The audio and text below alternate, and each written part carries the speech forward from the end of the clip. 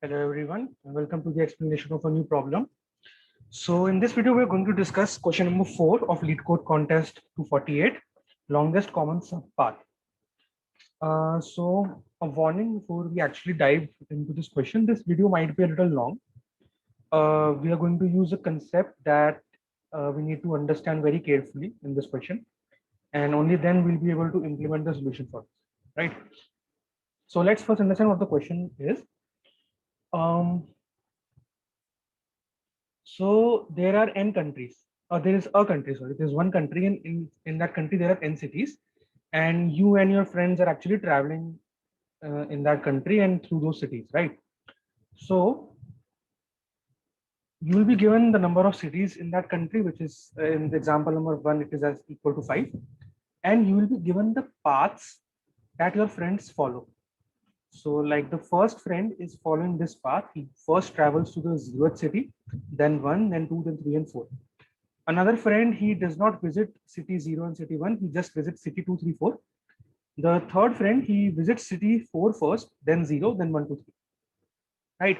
Your job is to find the longest common subpath that is shared by every friend.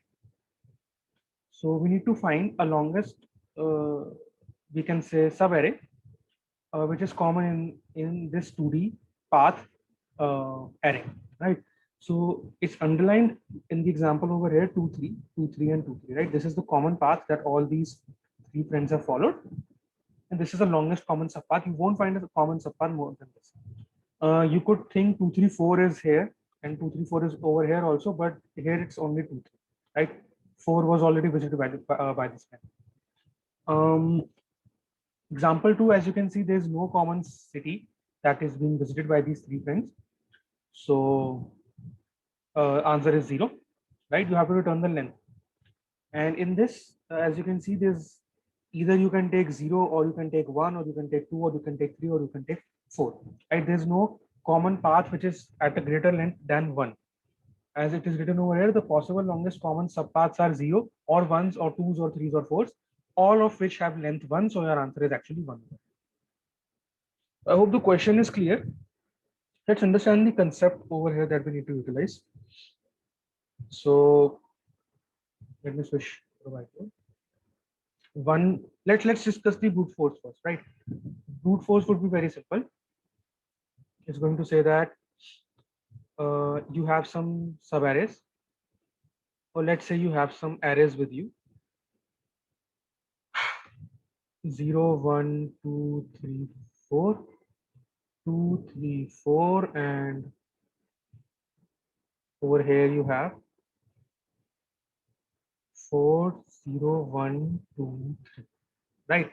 So what you can do is you can generate sets for each of these paths. Set 0. Let's say this is P0, path followed by 0th friend, path followed by first friend, and path followed by second friend. And you can generate sets, right? These are sets which would contain all the possible subarrays. So it would contain 0, then it would contain 0, 1, then it would contain 0, 1, 2. Similarly, it would also contain 1, it would contain 1, 2, it would contain the entire array also, 1, 2, 3, 4, we have control, no commas. So I hope you're getting my point. We can, this set will be very long, right? 0 is in itself a subarray. 1 in itself is a sub, 2, 3, 4, they are all in itself subarrays, right? Then you can take lengths of 2s, right? 0, 1, 1, 2, 2, 3, 3, 4. Then take the lengths 3s like 0, 1, 2, 1, 2, 3, 2, 3, 4. Then you can take off length 4, 0, 1, 2, 3, and 1, 2, 3, 4, and then finally length 5, 0, 1, 2, 3, 4, 5. So these are all the possible sub arrays, or in our question we're calling it sub paths that you can find. Put them inside these sets, right? And once you put them inside these sets, iterate over all these sets and find the common subpath. Or what you can do is maintain a map, right? And inside that map, let's say 0 is a subpath. It will for this path 0, it will come one time, and I'm asking you to maintain a map for the all the paths, right? we'll understand why it will help us. So I'm saying maintain a map for all the paths such that you have this kind of relationship. Subarray is to frequency, right? Subarray to frequency. So let's say we have a subarray 0. This subarray 0 is coming once and then twice over here, 2 times. Let's talk about subarray 2. Subarray 2 is coming once, twice, and thrice over here. Let's talk about our answer itself, or let's talk about 2, 3, 4. This subarray is also coming twice, once over here and once over here. Over here, we don't have any subarray like that. It's coming twice. So one thing that we can see is that there is a common path between 0, 1, 2, which follows 2. Why? Because its frequency is 3. Since 2 is coming in all of them, and the number of paths or the number of friends that you had were 3, we can say that 2 is a common subpath in path 0, path 1, and path 2. Similarly, let's talk about 2, 3. 2, 3 will also come 3 times. Once over here, once over here, and once over here. Right. So now which subarray is longer in size? Let's say that you have found those subarrays whose frequency is equal to 3. Right. Now among them, you will find which one is longest. And let's say that we have, I think we will find 1, 2, 3, 4, 5. Then you will find, okay, 2, 3, 4. 1, 2, 3. 3 plus 1. I think you'll find 4. I'm not 100% sure right now, but I think you'll be able to find 4 common paths which have the frequency 3. But among them, this 2, 3. This will be of the longest length, right? This will be of the longest length, which is equal to 2, and that will become your answer. Again, this method is also very time consuming. Its complexity will be greater than n square definitely. Insertion in map will also take some log n time, right? So its complexity will be very high. This solution is something that we cannot follow. So, in fact, another thing, this subarray, the key that I'm talking about, this in itself can have the highest length as 10 to the power 5. So insertion itself will give you time limit exceeded, because I think we'll have to solve this in 1 second, right? Yeah, insertion itself will give you time limit exceeded. So you can't insert this sub array in your map, right? Sub array comma frequency is something that you cannot do. So there is a concept using which we will represent each sub array as a single integer. Like what I'm trying to say is, let's say that you have this sub array 1, 2, 3. You'll be able to represent it using single integer, right? And then you can store the frequency. Now, how to do this? For this, we need to utilize a concept called Rabin-Karp hashing.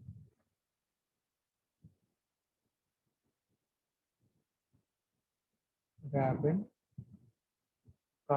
hashing.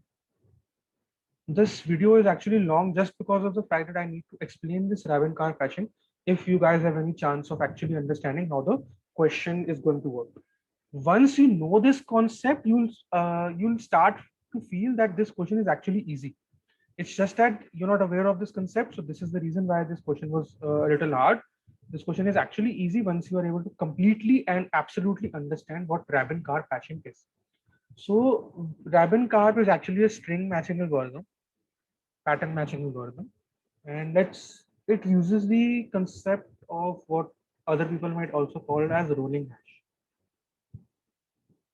So let's go into the detail of what this is, and yeah, let's go into detail. So suppose you have a string A, B, C, D, F, G, H, J, right? This is the string that you have. And this is the string, and this is a pattern that you need to find in the string. Let me just write P for it. And that will be C, D, F. So as you can clearly see, C, D, F is actually present. We need to return at which index it is beginning. This is the problem statement of pattern matching questions. Let's not dive deep into that. Let's understand how this algorithm for Rabin-Karp actually works, right? So one naive method is actually which for this is one is that you use two loops, start comparing AB and then compare this with CDF. If you find C, then compare the next element as D and next as F. If you find these common also, then you have the string, right? This is a naive algorithm. I think anybody can understand that. Let's understand the Rabin curve. What you're going to do is you're going to represent each and every character with some integer. One integer that might come into your mind is very easy. Let me represent A with 1, B with 2, C with 3, D with 4, E with 5, and similarly your Z would be represented by 26. Common. Now, a simple, very basic way of hashing this would be, so if you have a string ABC, right, just sum these numbers. So this generates a hash of 6, isn't it? And what will CDF generate? CDF will generate 3 plus 4 plus 6 equal to 30. Right, so we can say that our patterns hash code is equal to 30. Now, how does this help us? Let's focus over here on this string. What you're going to do is, you know that the pattern that you need to find is of length 3, right? So create a window of length 3. You find this ABC in the first window. Find the hash code of ABC that will be equal to 6, right? Is 6 equal to 30? Not a chance. Move ahead.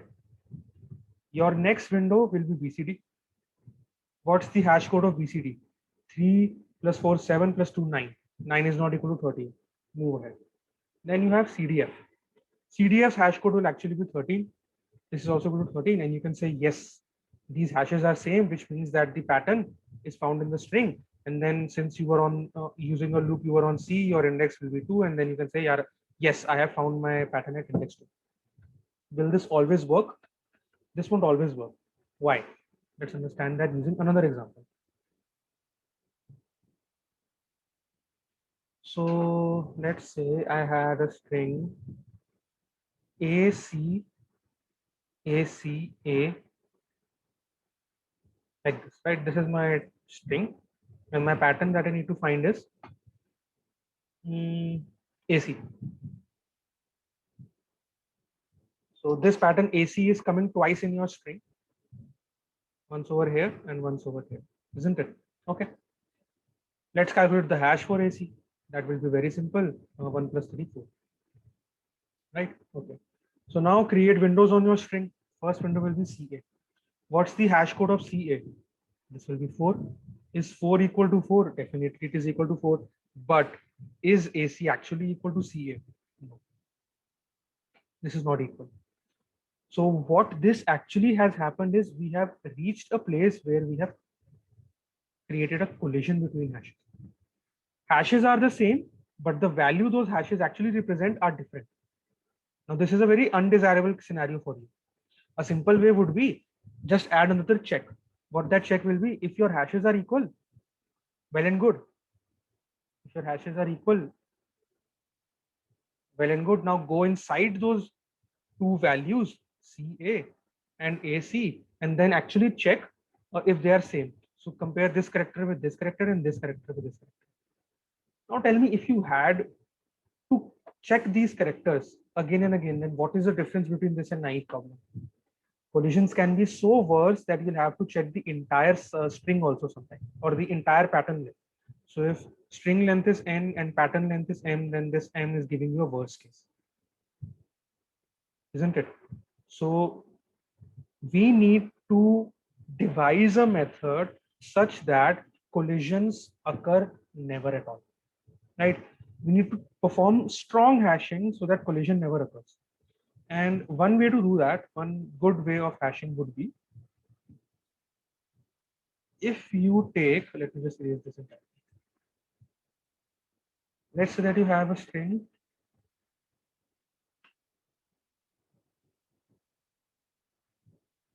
I can't erase this. Yeah.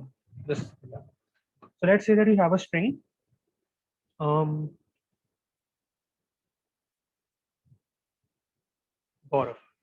Fine. So now you need to find a hash of, let's say that you pattern that you're looking for is RAV. How will you hash it? take a base, let me represent it with P, and take a modulo value, let me represent it with M. So this base is actually a prime number with which you will multiply, and modulo is something, if the calculation is exceeding the data type limit, you will have to modulo it back, right? So how does this actually work? Since we have 26 character possible, then you need to choose a prime number which is greater than 26, which is equal to 31. And modulo, I think you can take 1e 9 plus 7. That will work, not a big issue. So what we're going to do is, for the sake of this example, I'm going to take something small. This needs to be also prime. Let us say 97, just for the sake of example. Yeah. So how will you calculate hash? Uh, let's say you were calculating hash for RAV. So R minus A will give you the integer which represents R, and then plus one would also needed to be done. That will give you the integer which is being which represents R in our alphabet series. Not entirely sure about this plus one, but this is something we can check easily, right? Yeah, I think plus one will be needed to done, because yeah, plus one will be needed to done. This into, since this is zero position, this first position is, let me change the pen. Zero position, first position, second position, the second. So into base, yani your prime number 31 to the power 2 plus a minus a plus 1 into 31 to the power 1 plus v minus a plus 1 into 31 to the power 0, and this entire will be actually moduloed by m, which is 97 modulo. This will generate a very strong hash for you, right? So I think for an alphabetical series, this much is enough for you. I mean, let's just quickly revise what we have done till now. We understood that we cannot represent the subarrays and frequencies in our map, so we need to find a representation for those subarrays, which is a single integer. For that, we learned the concept of Raven-Karp hashing.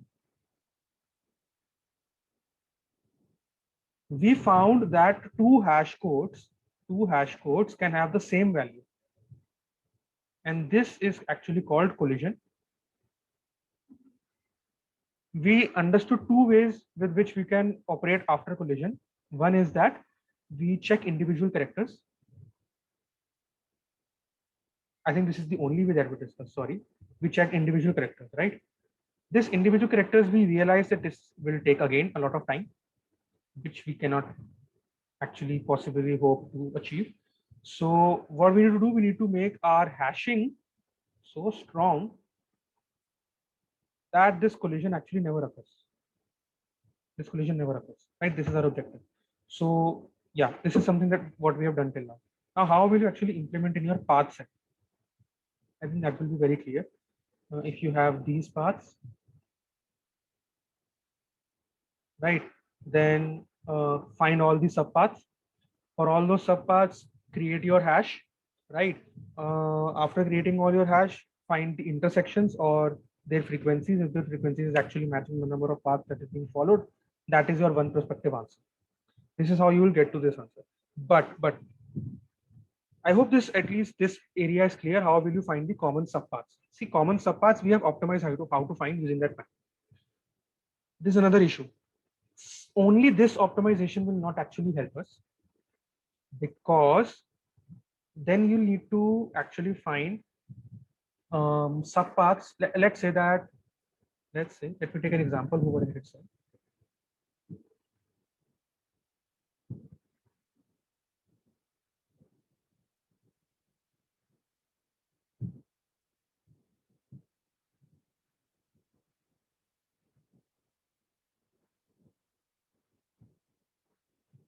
This is path 1, 0. This is path,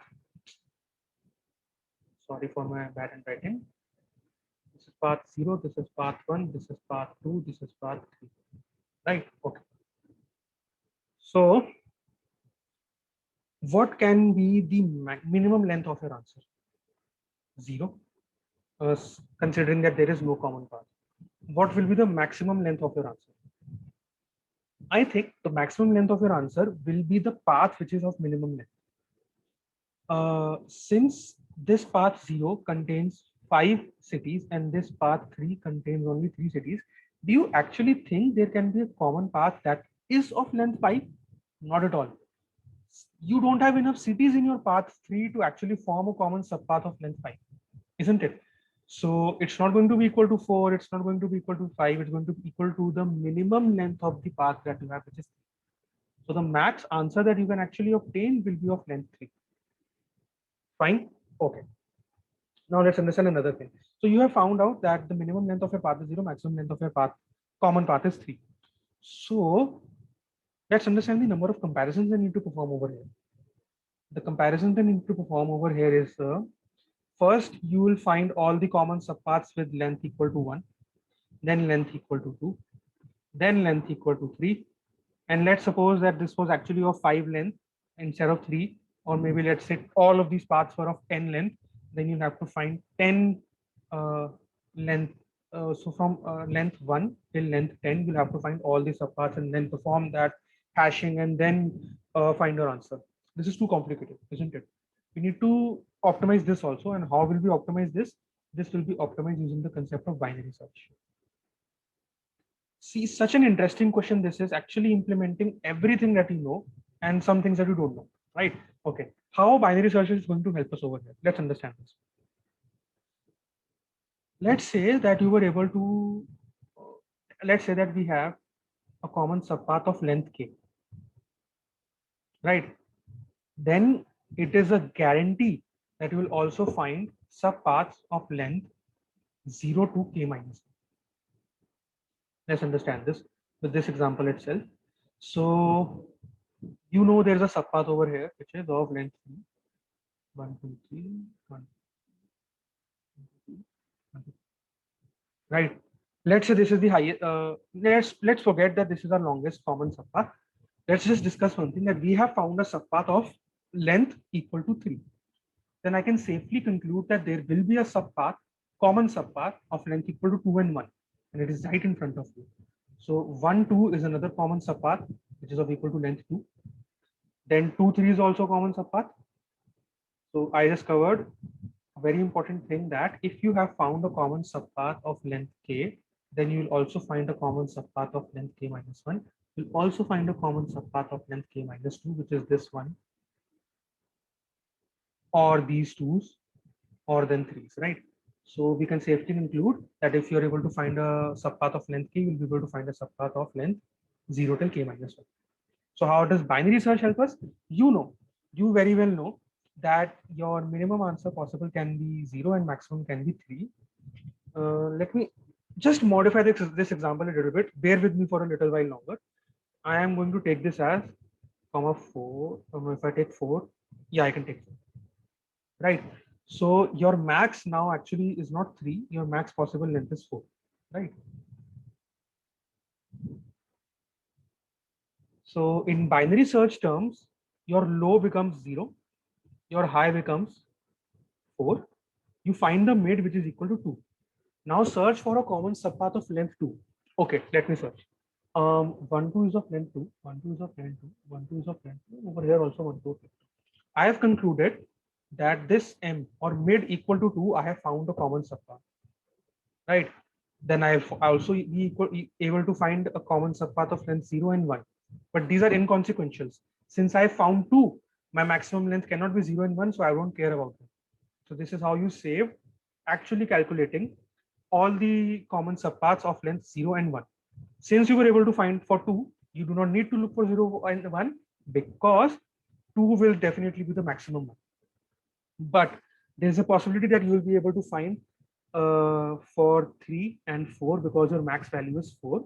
So after 2, you'll be able to find 3 and 4. So how will we handle this?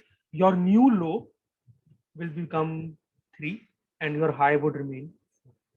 Simple binary search, right? So if you were able to find of length k, then you can safely conclude that 0 to k minus 1, I do not need to iterate over them, but there's still a possibility that I might be able to find of a larger length greater than k and less than your high. So your next low element, which was initially 0, would become your previous mid element, which was equal to 2 plus 1, 3, right? So your new low will be 3 and high will remain 4.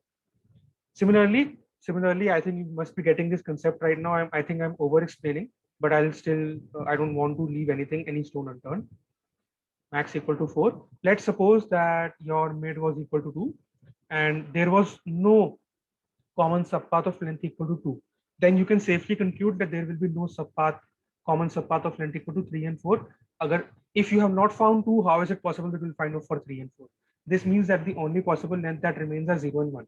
So in this case, your low will remain 0 and your high would become mid minus 1,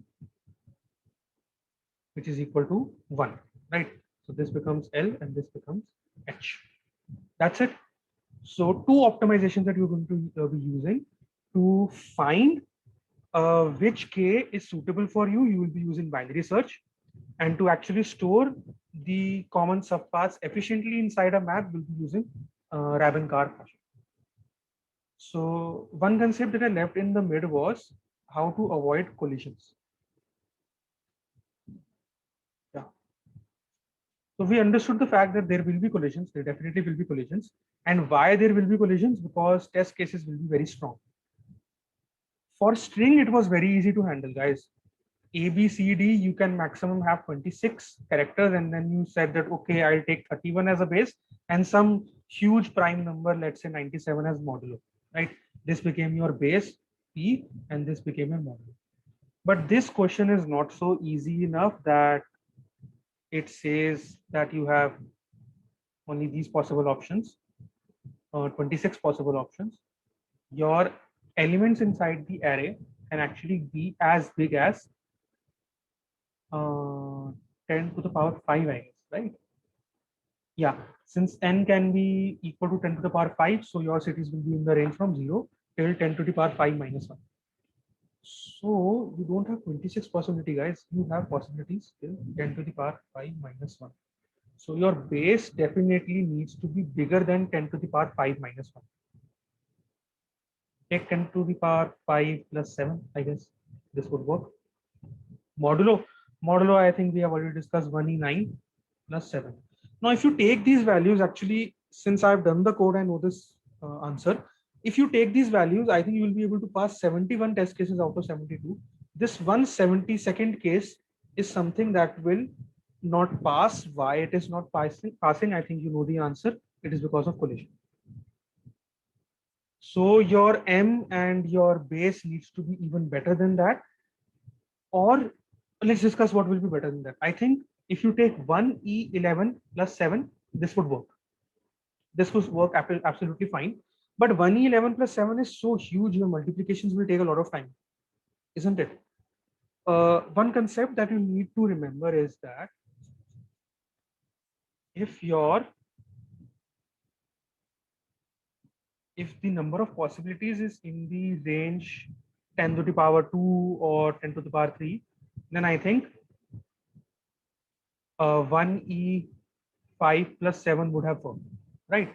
If your possible values is in the range of 10 to the power 5 to 7, then you need to go till 1e18. Your answer should be in the order of 18. The modulo that you're going to take. Do you think 1e18 is a very logical choice? It's not a very logical choice. You will be able to pass your lead code problem with 1e11 order. But this is something that I got through hit and trial and scouring the discuss section. A person had used 1e11, so he was able to clear his 72nd test case, right? But what if lead code moving forward, lead code introduces a solution, introduces additional test cases that will even fail 1e11. You need to remember this concept that if it's in the range of 10 to the power 5 to 10 to the power 7, your modulo should be in the range of 10 to the power 18. Okay. Can you generate 10 to the power 18? I don't think so. Multiplications would be too complex, or taking modulo would be too complex. What you can do is there's another concept called double hashing. Instead of normal hashing, we are going to use the concept of double hashing. Double hashing will save this multiplicative complexity. How? Instead of taking one prime base and one modulo, take two, P1, P2, M1M. How does this help you? Now you can take 1E9 plus 7 and 1E9 plus 7. Together they'll give you 1E18 power, isn't it? 9 plus 9, 18, right? I'm ignoring plus 7 for a second. These two modulos together will give you somewhat of 1E18 power, and primes I think will be like 1E5 and 1E5, so it will totally give you 1E10. So instead of applying just one hash, like multiplying the first value with some prime and then second value with some prime and then taking again modulo, use double hash.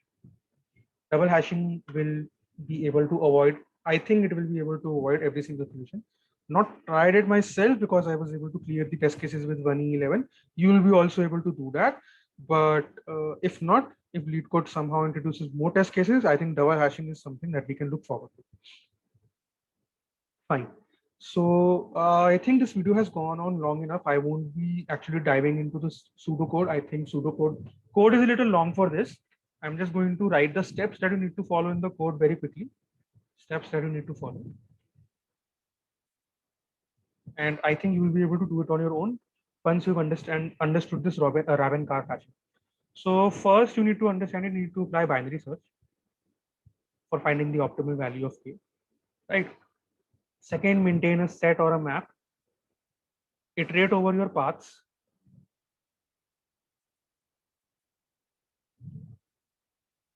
Find hashes, hash codes. Acha, another thing, I think I missed this point. This is very important. Before we move on to this step, one thing that you guys need to understand is that if your string was A, B, C, D, E, F, G, right? And you know that A is being represented by 1, B is being represented by 2, C is being represented by 3, D by 4, E by 5. I'm being a little fast, so my handwriting is somewhat vary. Don't worry about that. So let's say your pattern that you were looking for was of length 3, which is actually, let's say, CD again. Okay. So your first window is ABC, and ABC's hash will be 1 plus 2 plus 3, which is equal to 3 plus 2, 5, and this is 6, right? This is one window. Now, when you decide, let me write this ABC's hash code somewhere over here. When you decide to upgrade your window from ABC to BCD, do you really think you need to actually calculate for B and C again? I don't think so. Already calculated, right? What you can do is hash of BCD will be equal to hash of ABC plus hash of D minus hash of A. Is it not? Let's quickly verify this. BCD's hash will be 2 plus 3 plus 4, which is equal to 9. 9 is equal to hash of ABC is 6, hash of A is 1, hash of D, sorry, is 4, minus hash of A is 1. 6 plus 4 minus 1 is equal to 10 minus 1 is equal to 9. So yeah, I think this is an efficient way of calculating hash. You would be thinking that why are we doing this? Sum is constant. Sum is constant. That will not give you an issue when you are dealing with huge numbers where multiplication is involved. When I was saying that you will be multiplying with, let's say you'll be multiplying A with some prime number and into a prime to the power, let's say 3 plus B into prime to the power 2 plus C into prime to the power 1 plus, let me shorten this. Let me take this as 2, 1, and 0, right? And this was actually calculation of ABC.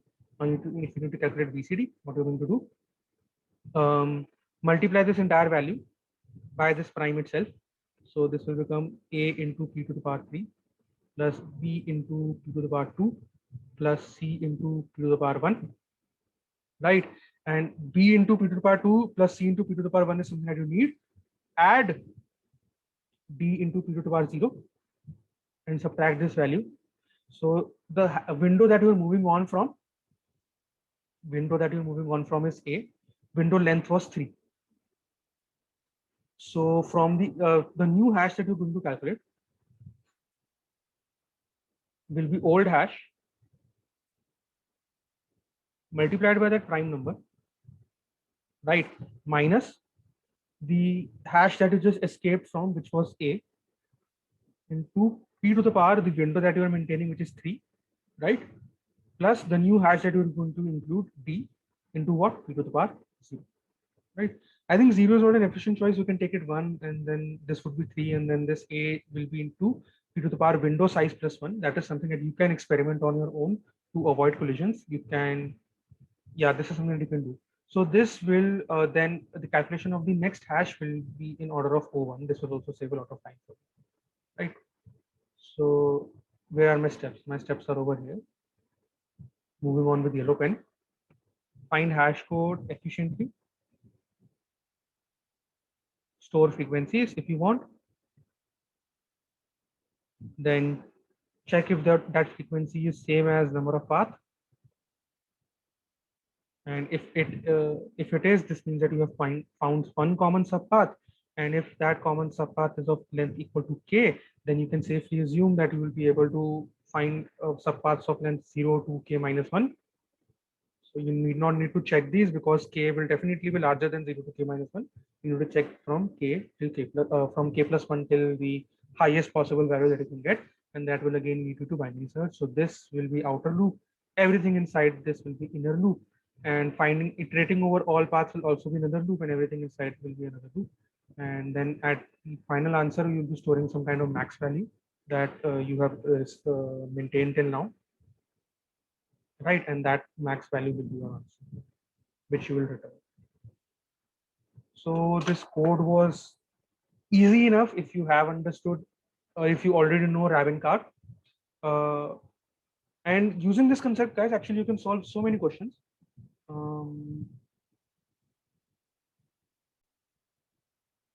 If you are interested, CP algorithms, string matching, string hashing. You can read all about hashing over here. Calculation of hash string, how you actually calculate it. See this P they're using as prime number and M they're using as modulo. Rolling hash, like I mentioned. Using this concept, you can search for duplicate strings in an array of strings, right? Fast calculation I have explained. I just explained right now that to calculate the next hash, you can use the value of previous hash, right? Applications of hashing over here is given, and you can see that Ravencart algorithm is one pattern matching algorithm with which you can solve this in O(n) time. Otherwise, the naive algorithm was for n square. Using this concept now, you'll be able to solve this question, determine the number of different substrings in a string. Very good question. And how to improve collision probability.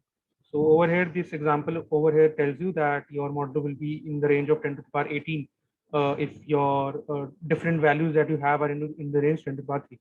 If you would like to give this a read, I'll mention this. I'll give this link in your discuss section, and then you have some practice problems that you can follow. I think code forces problems are added over here. These are very nice. These are good problems to solve. String compression is a nice problem. Santa Claus and a palindrome is a nice problem. You can go and solve it. So I hope the concept of how to solve this question was clear. If you need the code, just mention so in the comment section. I'll share my code with you. And if you need another video for the explanation of code, I'll add that. This video has already gone long enough, so I'm not continuing with the code explanation in pseudocode. I have, however, given you the steps that you need to follow, and I've explained every single step in detail, I guess. I hope this explanation was up to the mark for you guys. Thank you.